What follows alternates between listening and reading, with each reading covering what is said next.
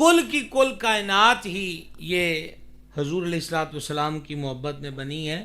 عشق اور محبوب کی محبت کا عنوان سمجھنا ہو تو بندہ کائنات پہ غور کر لے کہ یہ کل کائنات ہی محبت حبیب کا مظہر ہے. پھر اللہ تعالیٰ کو یہ پسند ہے کہ ہر شے میرے حبیب سے محبت کرے. رب تعالیٰ کو یہ پسند ہے کہ ہر بندہ ہی ہر چیز ہی میرے محبوب سے محبت کرے اور ہر چیز نے محبت کی. آپ دیکھیں مشہور حدیث پاک کہ سید العالمین علیہ الصلوۃ والسلام نے فرمایا احد پہاڑ ہم سے محبت کرتا ہے. کوئی بندہ مزاج کا خشک ہو، طبیعت کا برہم ہو، یا کسی بچے کو مار پیٹ رہا ہو یا بڑے کو زد و کوب کر رہا ہو تو ہمارے ہاں لفظ بولا جاتا ہے کہ اس کے سینے میں دل نہیں پتھر ہے. کیونکہ نرمی نہیں، محبت نہیں، شفقت نہیں. پتہ چلا کہ پتھر کے بارے میں معروف بات یہی ہے کہ پتھر میں نرمی نہیں ہوتی، شفقت نہیں ہوتی، محبت نہیں ہوتی. پر اللہ اللہ محبوب خدا کی شان.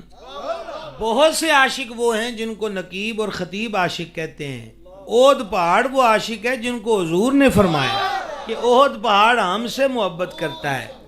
اس پہلے حصے سے ایک بات معلوم ہوئی، وہ یہ ہے کہ تو محبت تو کر.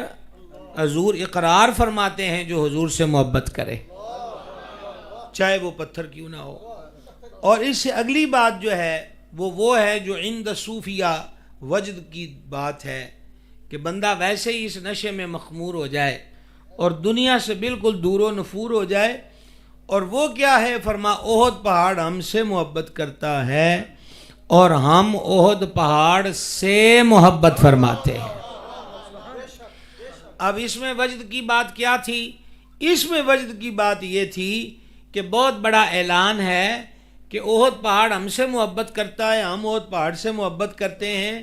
یہ اعلان کر دیا کہ او بشرو، اگر پتھر ہم سے محبت کریں تو ہم بدلے میں پتھر کو محبت عطا کرتے ہیں. تم بشر ہو کر ہم سے محبت کرو تو تمہیں کیوں نہ پیار عطا کیا جائے گا.